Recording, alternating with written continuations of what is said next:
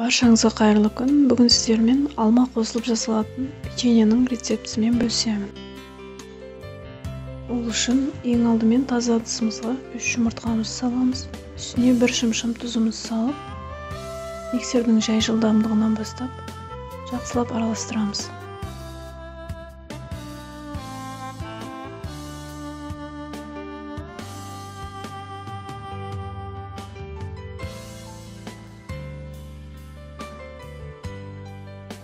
Видеодағыдай көпіршіктер пайда болған кезде қантымызды салып отырып, миксермен араластырамыз.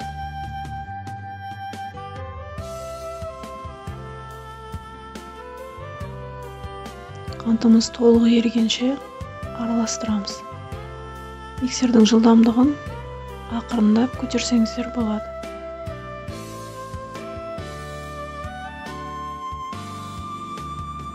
Қантымыз толықтай еріді, массамыз осындай аппақ болады. Енді жұмсақ бөлме температурасындағы сары майымызды қосып, тағы да миксердің жай жылдамдығында араластырамыз.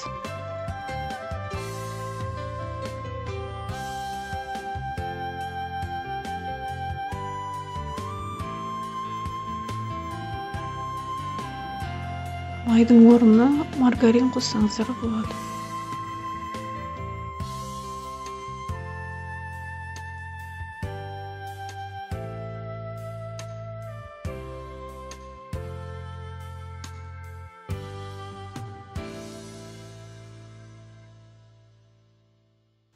Енді ұнымызға қопсытқышымызды қосып, ыдысында араластырып алып, массамызға видеодағыдай аз-аздан қосып отырып, қасықпен араластырамыз.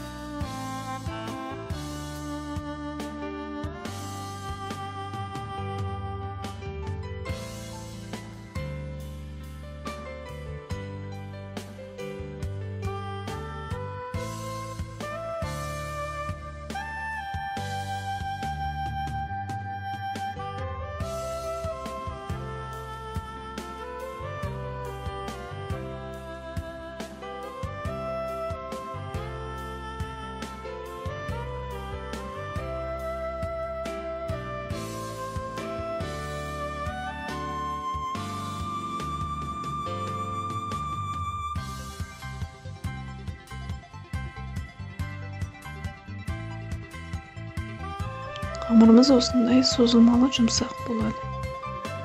Енді үстіне ұсақтап туралған алмамызды қосамыз.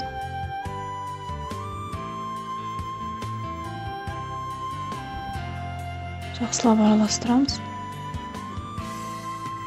Қамырымыз дайын. Енді пергамент қағаз төселген формамызға үлкен 2 ас қасықтың көмегімен видеодағыдай салып шығамыз.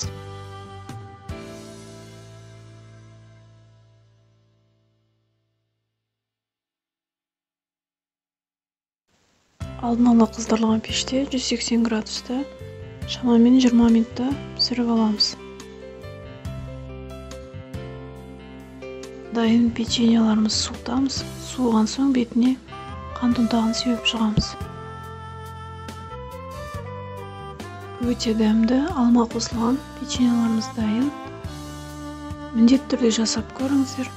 Видео ұнаса лайк басып, комментарий қалдырыңыздар.